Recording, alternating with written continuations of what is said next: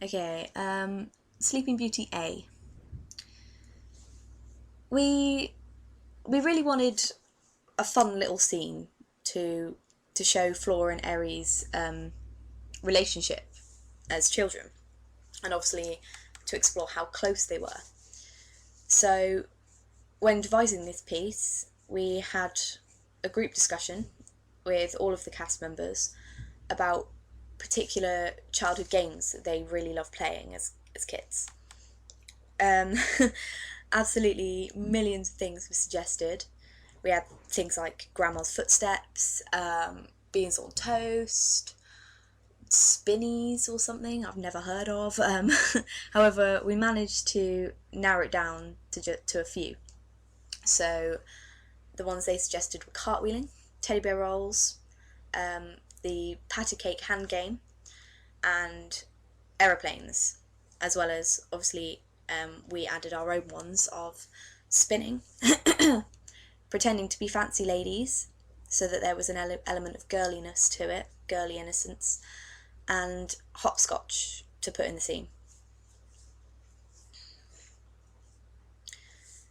We then picked a few of our favourite childhood games to play as a warm-up, to obviously keep everything relevant. Pip choreographed the scene, and then Sarah and I helped tweak it throughout the remaining months. For example, I suggested that we add lines for Flora and Eri to say to keep the piece childlike. As this was such a high energy scene, we could actually only rehearse it like a couple of times each time, as it made Abby and Charlotte really dizzy and out of breath. So we usually either left that for the beginning of the rehearsal and then gave them a break, or made sure there was a long gap between each rehearsal that we did this scene in. That brings us to Sleeping Beauty B.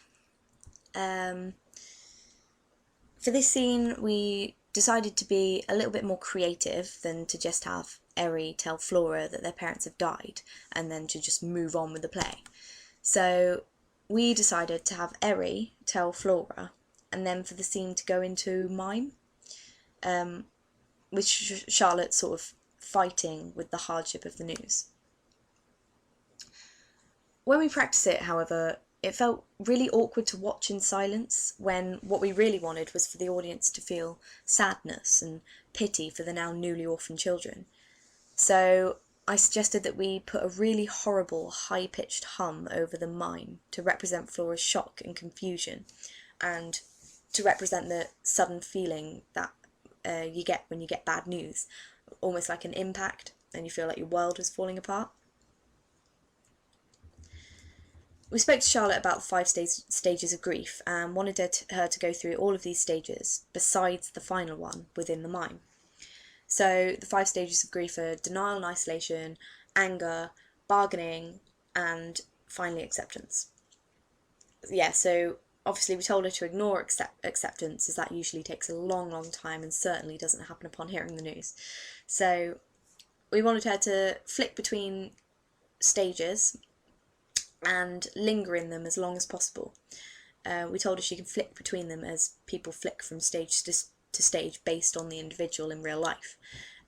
So that provided an authenticity about her reaction.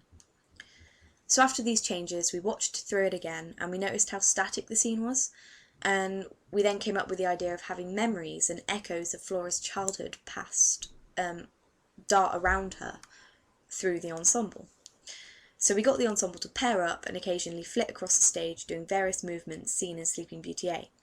I think this also helped with breaking up the stillness of the scene and used the space more efficiently, while still allowing the scene to be sad and emotional.